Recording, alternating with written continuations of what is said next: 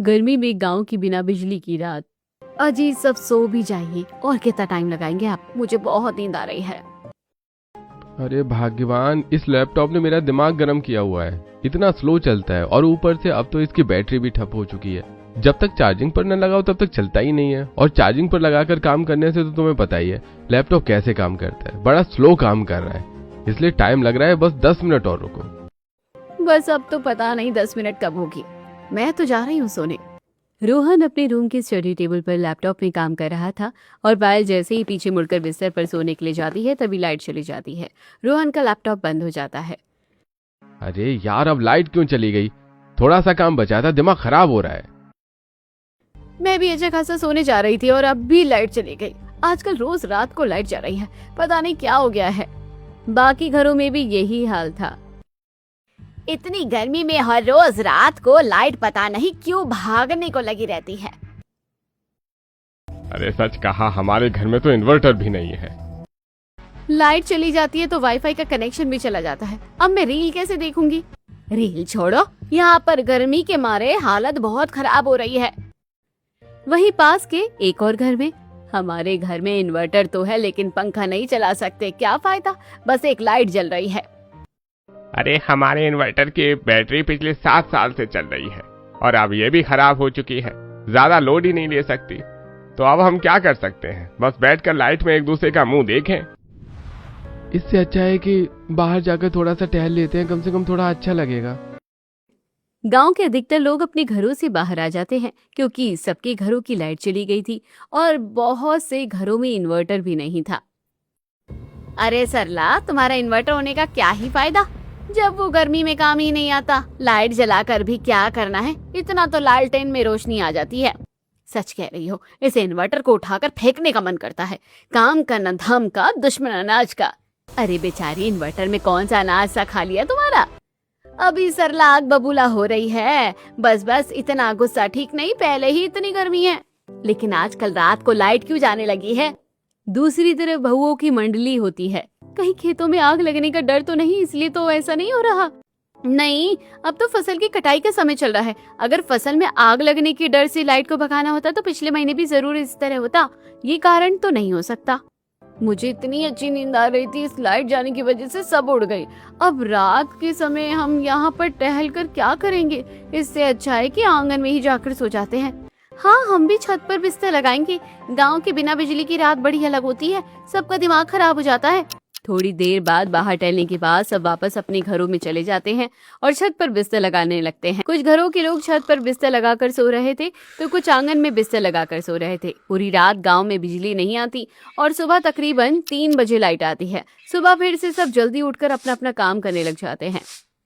हाँ भाई, मैं भैंस को नदी में नहलाने जा रहा हूँ। आता हुआ इस बारे में सबसे बात कर लूंगा। हाँ, जरूर कर लेना। हर रोज रात को लाइट जाने से बड़ी मुसीबत हो जाती है। हरिया भैंसों को ले जाता है और उसके बाद वो अपनी नदी में उन्हें नहलाता है। नदी पर गांव के कुछ बच्चे और आदमी नहाने आए थे और कुछ लोग अपनी भैंसों को वहां पर नहला रहे थे। अरे हरिया भाई, क्या बात है? तुम तो आज गांव में बहुत दिनों बाद दिखे हो। अरे कुछ नहीं भाई, बस मुझे अब वर्क फ्रॉम होम मिल गया है। अरे ये तो बड़ी अच्छी बात हुई। मुझे भी वर्क फ्रॉम होम मिला था, लेकिन मैंने तो वर्क फ्रॉम होम को मना कर दिया। क्यों भाई, तुमने ऐसा क्यों किया? अरे भाई, मेरा लैपटॉप एकदम ख़राब हो रखा है और चार्जिंग पर लगाने के साथ ही चलता है। उसकी बैटरी भी बोल गई, ऊपर से रात को बिजली चली जाती है और शाम को भी बिजली आती नहीं। आजकल तो सच में इस बिजली की वजह से कितनी परेशानी होती है। अरे अच्छा, ऐसी बात है। अरे आज मैं भी अपनी पत्नी से इस बारे में ही बात कर रहा था, तब मेरी पत्नी ने आइडिया दिया कि सुरेश भाई के पास चले जाओ, उनके घर पर हम अपने लैपटॉप की बैटरी चार्ज कर सकते हैं।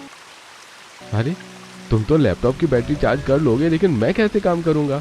मेरे लैपटॉप की बैटरी खराब है, जब तक चार्जिंग पर लगेगा तभी तक चलेगा। अरे भाई, क्या तुम्हें पता नहीं है कि सुरेश भाई कितने अच्छे हैं? तुम्हें ज़्यादा से ज़्यादा रात के 10 बजे तक ही तो काम करना है। अगर तुम शाम को जल्दी काम करने बैठोगे तो तुम्हारा काम 8 बजे तक हो ही जाएगा। अरे तुमने तो कमाल कर दिया, बड़ा ज़बरदस्त आइडिया दिया है। चलो ठीक है, हम आज ही शाम को उनके घर चलेंगे। सुबह तो सभी के घरों में लाइट आ जाती है। हर कोई सुबह अपना सबमर्सिबल का पानी भर लेता है और अपने घरों के बाकी काम भी निपटा देता है। जल्दी जल्दी कपड़े को प्रेस कर लेती हूँ, 11 बजने वाले हैं और 11 बजे ही तो फिर से लाइट चली जाएगी। वहीं दूसरी तरफ सुनीता के घर में, अरे ओ सुनीता बहू, इधर आ तो जरा। सीमा बाहर आंगन में गर्मी में काम करके पसीने से लथपथ होकर आती है। हाँ माँ जी, कहिए क्या हुआ? अरे होना क्या था, तुझे बोला था ना सब्जी कम बनाया कर। अब देख फ्रिज में सब्जी रखी हुई है। आजकल बिजली रात क्या दिन में भी जा रही है, तुझे थोड़ा दिमाग से काम लेना चाहिए था। ये बात सुनकर सीमा को भी गुस्सा आ जाता है। अब माँ जी, मुझे किसी पागल गाय ने सींग तो नहीं मारा है, मैं भी बिना वजह ही इतनी सारी सब्जी बनाकर रखूंगी। मुझे भी कोई शौक नहीं है कुछ खराब करने का। आपने ही कहा था कि सुबह मेहमान आने वाले हैं इसलिए ज्यादा बन गई है। अरे उन मेहमानों को तो क्या ही कहना, नाच पीटे कहेंगे, सुबह कहते हैं आएंगे और उसके बाद कहते हैं नहीं आएंगे। अब हम क्या करें, इतनी गर्मी में इतनी सारी सब्जी तो खराब हो गई है। माँ जी, अब हम कुछ नहीं कर सकते, अब जो होना था वो हो गया है। देखते हैं आज बिजली कितनी देर के लिए जाएगी। शांति के घर में, अरे बहू, तुझे वॉशिंग मशीन सुबह लगानी चाहिए थी, अब तो बिजली जाने वाली है, हाथों से ही कपड़े धो ले। कोई बात नहीं माँ जी, अब बिजली जाएगी तो देखी जाएगी, लेकिन तब तक कम से कम कुछ कपड़े ही धो लूं। पायल ने कपड़े धोने के लिए अभी वॉशिंग मशीन ही लगाई थी, लेकिन इतना कहते ही बिजली चली गई और ये देखकर पायल गुस्से में कहती है, सत्यानाश हो गया, काम खराब नाश हो इस बिजली का, नाश पिटी कहीं की। अरे जब गांव में बिजली ही नहीं रहनी तो वॉशिंग मशीन लाने का क्या ही फायदा। मैंने कहा था इससे अच्छा तो इन्वर्टर ही ले आते। अब गुस्सा करके कुछ नहीं होगा, आगे से जरा समय पर ही लगाया कर, अब तो गर्मी में परेशान होना पड़ेगा। समझ नहीं आ रहा कि दिन में तो इतनी बिजली जाती है, लेकिन अब रात को भी जा रही है। वहीं दूसरी तरफ एक आदमी, अरे सर, आप चिंता मत कीजिए, दिन में भी बिजली भगा दी थी, लेकिन हम रात को खास ध्यान रखेंगे कि 2 बार तो बिजली जानी ही चाहिए। आखिर ये आदमी कौन है और ये पूरे गांव की बिजली भगाने में कैसे सक्षम है और इससे इस आदमी का क्या फायदा होने वाला है? तो चलिए आगे चलकर पता करते हैं। बिजली जाने की वजह से हर कोई गांव में परेशान हो रहा था। शाम को जब हरिया और रोहन सुरेश के घर जाते हैं, अरे आओ भाई, कैसे आना हुआ? अरे काका, आपको तो पता ही है आजकल बिजली बहुत ज्यादा जा रही है और मेरा और रोहन का तो वर्क फ्रॉम होम हो गया है। कई बार अचानक से लाइट चली जाती है तो हम काम नहीं कर पाते। हाँ, तो क्या परेशानी है?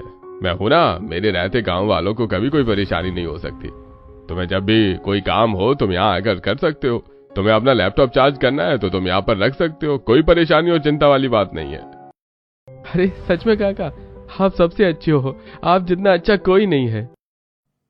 इस तरह सुरेश की मदद से रोहन और हरिया का काम आसान हो जाता है। आज रात को जब सभी गांव वाले सोने की तैयारी करते हैं तो किसी किसी घर में तो सब 9 बजे ही सो जाते हैं। आप सब इतनी जल्दी क्यों सो रहे हैं? अरे बहू, तुझे पता नहीं है क्या कि रात को 11 बजे के बाद बिजली चली जाएगी। कम से कम तब तक 2 घंटे की नींद ही पूरी कर ले, फिर तो नींद खराब होनी ही है।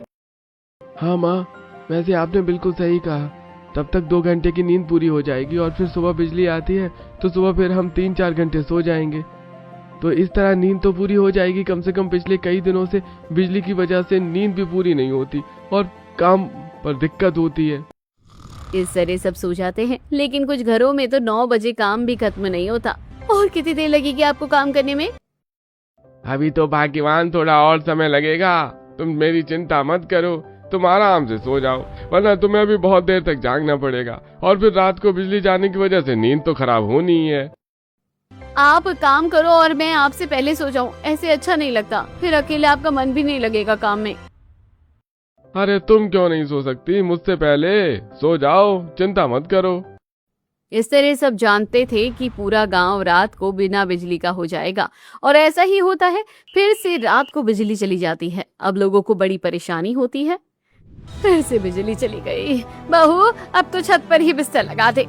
जी माँ जी, मोनू भी बिजली जाने से परेशान हो रहा है, देखो तो इसे भी कितने पसीने आ रहे हैं। वहीं दूसरे घर में, अरे बहू, तेरे पैरों में मेहंदी लगी है क्या? कछुए की चाल चल रही है, जल्दी कर छत पर बिस्तर लगा दे, नींद खराब हो रही है, बड़ी नींद आ रही है, इस बिजली ने तो नाक में दम किया हुआ है। अरे भाई चलो भाग्यवान, जब तक हम छत पर चलते हैं, बहू अभी बिस्तर लगा देगी। इतना कहकर शीला और महेश वहाँ से चले जाते हैं, लेकिन ये सब देखकर नेहा को बड़ा गुस्सा आता है। बिजली ने तो किया ही है, लेकिन आप लोगों ने मेरी नाक में दम कर रखा है, बस हमेशा हुक्म देकर चले जाते हैं। अरे कोई मदद तो करता ही नहीं, मेरी भी तो नींद खराब हुई है, मैं भी तो परेशान हो रही हूँ, लेकिन नहीं, बिस्तर लगाने का काम तो सिर्फ मेरा अकेले का है। अभी ऊपर छत पर जाकर बिस्तर लगाना है और 4-5 चक्कर लग जाएंगे मेरे सबका बिस्तर लगाने में। अरे बिजली क्यों रात को चली जाती है, तरस नहीं आता क्या तुझे मेरे ऊपर? इस तरह सभी फिर से रात को आंगन और छतों पर अपने अपने बिस्तर लगा लेते हैं और बिजली जाने की वजह से लोगों को बहुत ज्यादा परेशानी हो रही थी। सुरेश के घर में तो इन्वर्टर था। गांव वाले भी बहुत परेशान रहते हैं बिजली जाने की वजह से। बिजली जाने की वजह से खेतों की फसलों की कटाई भी नहीं हो पा रही है और गांव वालों के बहुत से जरूरी काम भी रुक जाते हैं। अगर सेठ चाहे तो हम गांव वालों की मदद कर सकता है, लेकिन ये ऐसा करेगा नहीं, एक नंबर का खड़ूस आदमी है। कोई बात नहीं, हम गांव वालों को इस तरह बिजली जाने की वजह से मुसीबत में नहीं देख सकते। हमें कुछ भी करके उनकी मदद करनी चाहिए। आपने बिल्कुल सही कहा, मुझे भी बहुत बुरा लगता है। हमसे जो हो सकेगा हम उनकी मदद करेंगे ही। वहीं सेठ के घर में, अरे भाई रोज रोज को बिजली भाग जाती है, लेकिन मुझे क्या, मेरे पास तो इन्वर्टर और जनरेटर दोनों हैं। इस तरह सभी गांव के लोग बिना बिजली के रह रहे थे। यूं ही दिन गुजर रहे थे और अब दिन में भी बिजली जाने की वजह से सब लोग बहुत परेशान थे। तब मोना रिया के पास आती है। चल यार, थोड़ी देर ठंडे पानी में नहाकर आते हैं, वरना ऐसे तो हमारी जान ही निकल जाएगी। हाँ यार, मैं भी गर्मी से बहुत परेशान हो रही हूँ। चल नदी में जाकर नहाकर आएंगे थोड़ी देर। रिया मोना के साथ चली जाती है और उसे जाता देखकर पायल मुंह बनाकर कहती है, हाँ, हम यहाँ गर्मी में पूरा दिन घर का काम करके परेशान होते रहते हैं। एक तो इन्हें कोई काम नहीं करना होता है और फिर भी इतना परेशान रहती है, हद है। रिया और मोना दोनों नदी में नहाकर बहुत एंजॉय करती हैं। अब मजा आ रहा है। अब जाकर दिल को तसल्ली मिली है। वहीं लाइट न आने के कारण गांव के कुछ लोगों का काम बहुत खराब होता जा रहा था। अरे भाई, फसलों की कटाई करने का समय हो गया है और अब तक हम फसलों की कटाई नहीं कर पाए। जनरेटर भी किराए पर लाना बड़ा महंगा हो रहा है और फिर जनरेटर में भी हम कितनी ही देर और कितनी सारी मशीन चला लेंगे, कोई बिजली ही नहीं रहती ज्यादा देर तक। मेरे इतने सारे ग्राहक हैं, सबको सरसों का तेल चाहिए। अब जब तक सरसों को हम नहीं छांट कर डालेंगे तब तक कैसे तेल लाएगा?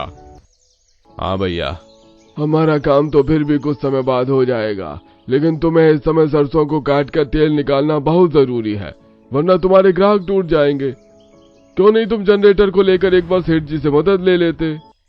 हाँ भाई, लेकिन वो बहुत खड़ूस है, उससे मदद लेने का मन नहीं करता। लेकिन फिर भी मजबूरन तीनों को सेठ के पास जाना पड़ता है। तीनों जब अपनी समस्या सेठ को बताते हैं, मैं समझता हूँ कि जनरेटर का किराया काफी महंगा है और अभी तो रोज ही बिजली के नखरे हो रहे हैं, इसलिए हर रोज तुम्हारा जनरेटर किराए पर लेना बड़ा मुश्किल है। लेकिन मैं एक हफ्ता तुम्हारी मदद कर सकता हूँ, उसके बाद तो तुम्हें किराया देना ही होगा। लेकिन एक जनरेटर का किराया भी बहुत महंगा है मालिक। अभी तो हम इतना नहीं दे पाएंगे क्योंकि हर रोज बिजली जा रही है। अरे ठीक है, मैं किराया आधा कर दूंगा, इससे ज्यादा मदद नहीं कर पाऊंगा। आपका बहुत बहुत शुक्रिया।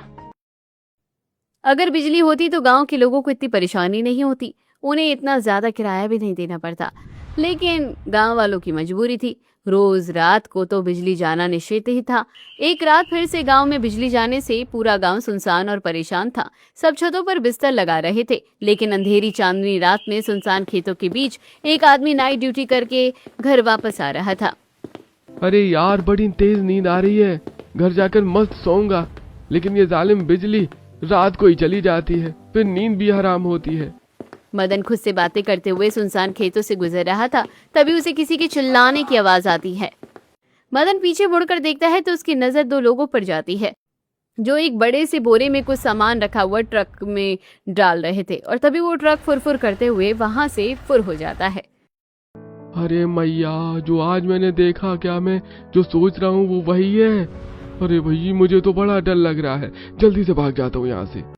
मदन तो वहां से 9 तो 11 हो जाता है और अगले दिन जब इस बारे में गांव वालों को बताता है, अरे ये कैसी बातें करते रहते हो, तुम्हारा वहम होगा, भला कोई ऐसा क्यों करेगा, इतना मत सोचो, चलो अब। अरे लेकिन मैं सच कह रहा हूँ, मैंने खुद अपनी आंखों से देखा है। अरे तुम्हारे पहले से ही चश्मा लगा हुआ है और आते वक्त तुम कहाँ चश्मा लगाते हो, तुमने कहाँ सब ध्यान से देखा होगा, और वैसे भी तुम बहुत फेंकते हो, हमें कोई भरोसा नहीं है। मदन की बात पर कोई विश्वास नहीं करता। यूं ही दिन गुजर रहे थे। दिन में जब बिजली नहीं थी तो घर के लोगों को बड़ी परेशानियां हो रही थी। एक तो लाइट नहीं है और फोन की बैटरी भी एकदम डेड हो गई है। फोन को चार्ज कैसे करूं, एक बार जाकर किसी से पूछ लेती हूँ। नेहा सबसे पहले पायल के घर जाती है। और पायल, क्या कर रही हो तुम?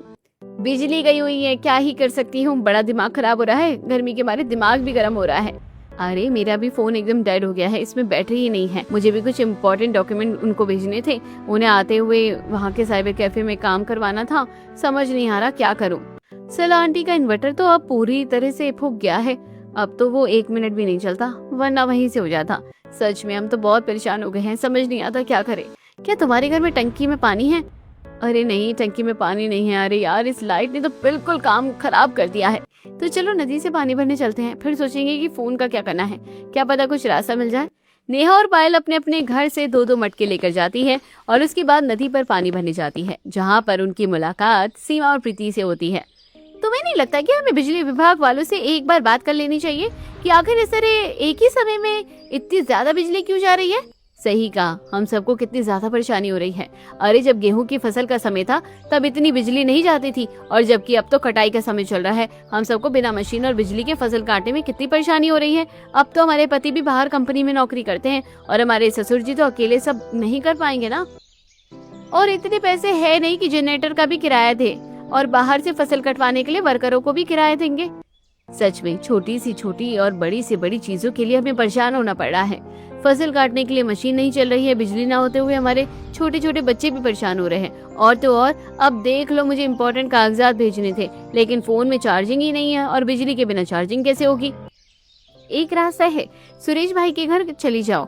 उन्होंने मेरे पति और पायल के पति को लैपटॉप चार्ज करने के लिए हाँ कर दी थी, तो फोन तो चार्ज करने ही देंगे। हाँ, उनके बारे में तो मैं बिल्कुल ही भूल गई थी। मैं अपना पावर बैंक भी चार्ज कर लूंगी, तो हमें बार बार उनके घर भी नहीं जाना होगा, और पावर बैंक से हम लोग काम भी चला सकते हैं। अब नेहा सुरेश के घर जाती है, जहाँ पर संगीता थी। माफ करना, आपको परेशान कर दिया, लेकिन बहुत जरूरी काम था इसलिए आना पड़ा। कोई बात नहीं, आपको जो भी हमसे मदद की जरूरत है आप कह सकते हैं, हिचकने की कोई जरूरत नहीं है। वहीं दूसरी तरफ एक परिवार में, अरे तुझे पता भी है सोलर पैनल कितना महंगा है, हम सोलर पैनल नहीं लगवा सकते। अब सोलर पैनल नहीं लगवाएंगे तो इसके अलावा और क्या कर सकते हैं? वही बिजली तो रहती नहीं है, फिर भला कैसे काम चलेगा? इस तरह सब परेशान थे। सुरेश आज शाम को मंदिर में भंडारा करवाता है और सभी गरीब लोगों को वो भंडारा खिलाता है और साथ में उन्हें फ्री में कुछ कपड़े भी देता है। अरे भगवान आपका भला करे, आप कितने अच्छे आदमी हैं, सभी गांव वालों की कितनी मदद करते हैं। आपका बहुत बहुत शुक्रिया। एक रात तो गांव में 8 बजे ही बिजली चली जाती है। गर्मी में गांव वाले बिना बिजली की रात बिताते हैं। 8 बजे सभी खाना खाकर बाहर टहल रहे थे। पता नहीं क्या हो रहा है, बिजली क्यों जा रही है। सही कहा, हमारी रातों की नींद हराम कर रखी है इस बिजली ने। रात को चैन से सोने नहीं देती और दिन में चैन से काम करने नहीं देती। अब इन्होंने भी बिजली के लिए जनरेटर और इन्वर्टर का इंतजाम किया है। फसलों की कटाई भी नहीं हो पा रही है। पता नहीं इस बिजली की वजह से हमें और कितनी मुसीबतों का सामना करना पड़ेगा। हम आज दिन में बात कर रहे थे कि क्यों ना हम सब बिजली विभाग वालों के पास चले, वरना ऐसे तो हम परेशान ही होते रहेंगे। हाँ, तुम बिल्कुल सही कह रही हो, हमें जाना चाहिए। मेरी भी दिन की बहुत सारी सब्जी खराब हो गई बिजली जाने की वजह से। वो तो शुक्र है सुरेश भाई का कि उन्होंने बिजली जाने के बाद हम सब की बहुत मदद कर दी, वरना तो पता नहीं क्या हो जाता। हाँ बस बहुत हो गया, गर्मी में गांव में बिना बिजली की रात बिताना बहुत मुश्किल हो रहा है।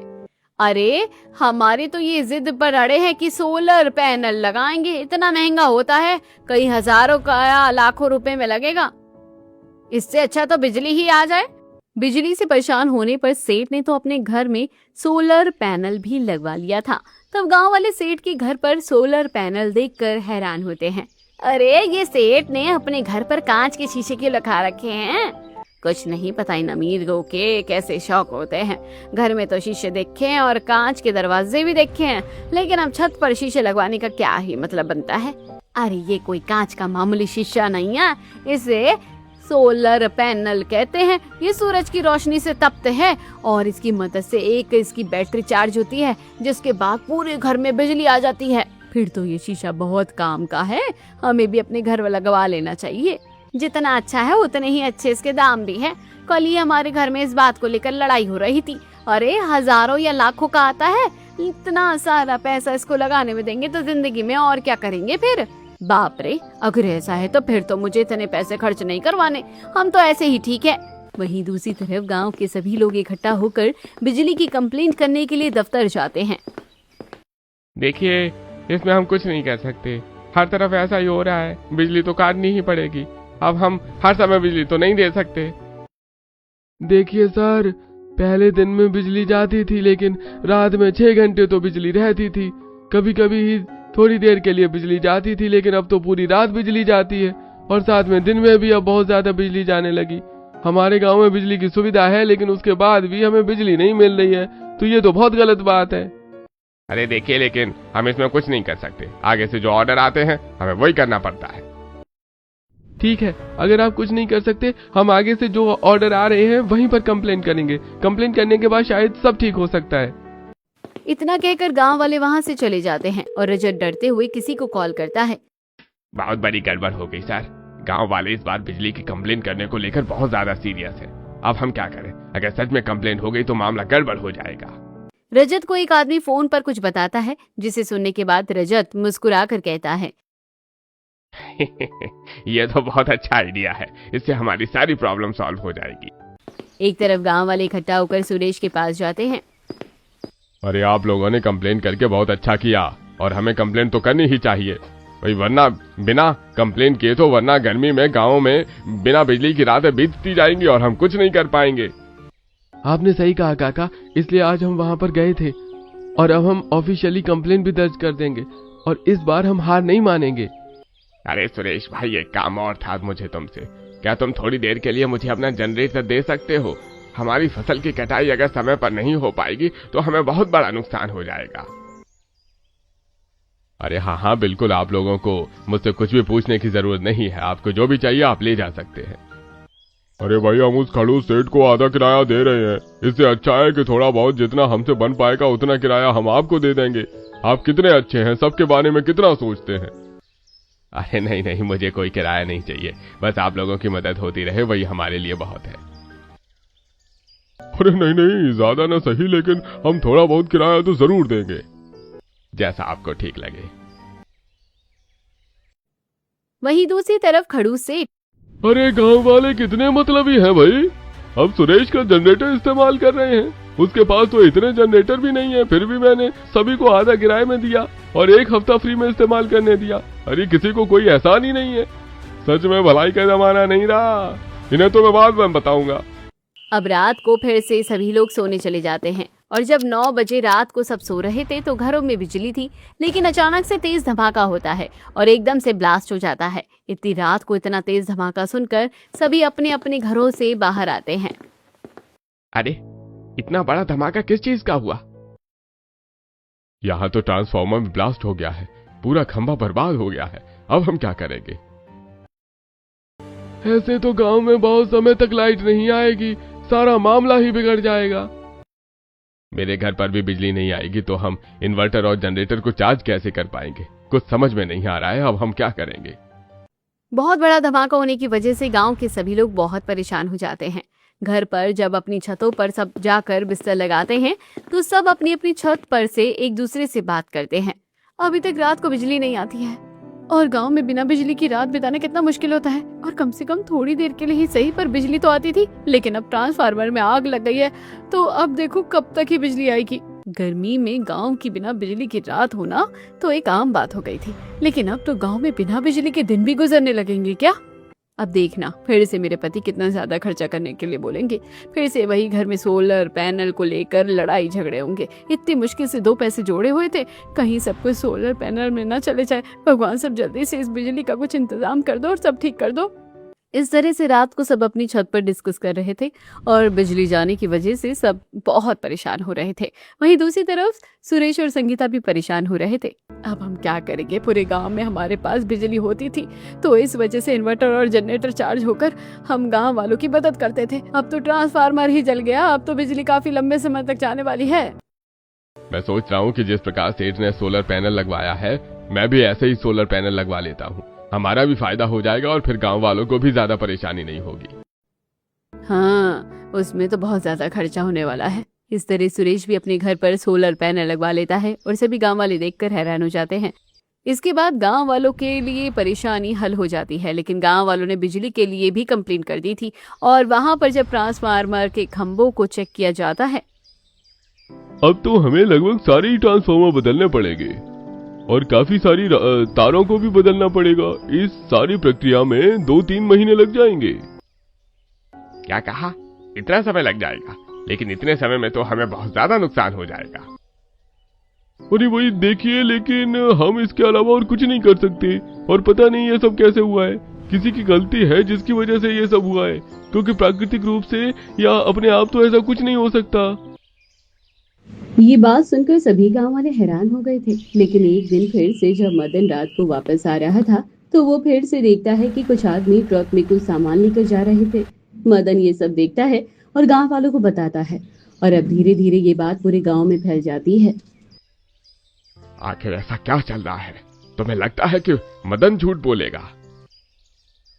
अरे हाँ, वो ऊंची ऊंची बातें करता तो है, लेकिन इतना झूठ तो नहीं बोल सकता। वो बहुत डरा हुआ भी है, 2 दिन से काम पर भी नहीं जा रहा है। सही कहूँ तो एक बार सुबह खेत में मैं काम करने जा रहा था, तब मैंने भी किसी की आवाज सुनी थी। वही महिला मंडल में भी यही बातें चल रही थी। पता नहीं रे मदन ने क्या देख लिया ऐसा। पता नहीं, बेचारा बहुत डरा हुआ है। हम सभी को इसकी तह तक जाना चाहिए।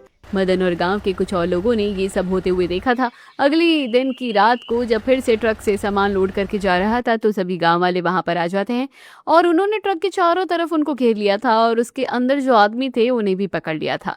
तब गांव के कुछ आदमी ट्रक की जांच करते हैं तो उन्हें पता चलता है कि इसके अंदर सारा इल्लीगल सामान था। अरे बाप रे, यानी हम सब का अंदाजा बिल्कुल सही था। रात के अंधेरे में यहाँ पर काले काम हो रहे हैं। पुलिस वालों को बुलाया जाता है और उन आदमी को पकड़ लिया जाता है। ये सब रात के 3 बजे हुआ था। जब रात में ये बात होती है तो हर कोई हैरान था कि इसके पीछे कौन है। ये काम तो किसी अमीर आदमी का ही हो सकता है, क्योंकि कोई गरीब आदमी ऐसा कुछ नहीं कर सकता। हमारे गांव में अमीर कौन है? सिर्फ अमीर तो सेठ ही है, वो बहुत खड़ूस भी है। मुझे तो पक्का लगता है कि उसी का काम होगा। मुझे भी लगता है कि उसी का काम होगा। इस तरह सभी गांव वालों का शक सेठ पर चला जाता है, लेकिन पुलिस वालों को उसके खिलाफ कोई सबूत नहीं मिलता। तब तक एक दिन गांव में एक आदमी को उसी जगह पर एक आदमी की अंगूठी मिलती है और अंगूठी देखकर वो काफी हैरान हो जाते हैं। उसके बेसिस पर पुलिस वाले आगे की इन्वेस्टिगेशन बढ़ाते हैं और एक सुबह 8 बजे पुलिस वाले गांव में आते हैं और सुरेश उस समय मंदिर जा रहा था। हमें आपसे कुछ बात करनी है। जी कहिए। पुलिस वाले गांव में लोगों के सामने सुरेश को पकड़ कर ले जा रहे थे। आप मुझे कहाँ लेकर जा रहे हैं? आप मेरे साथ ऐसा नहीं कर सकते। अरे हम तो बहुत कुछ कर सकते हैं और बहुत कुछ करने भी वाले हैं। बाद में सभी गांव वालों को पता चलता है कि इन सब चीजों के पीछे सुरेश था और गांव वाले इकट्ठा हो रखे थे और इस बारे में बात कर रहे थे। पता है सुरेश काका, बिजली विभाग वाले एक आदमी रजत से मिले हुए थे और वो जानबूझकर रात को बिजली भगाता था। तो रात के अंधेरे में सुरेश काका 2 नंबर का काम करते थे और जितना भी इल्लीगल सामान था वो गांव से बाहर सप्लाई करवाते थे।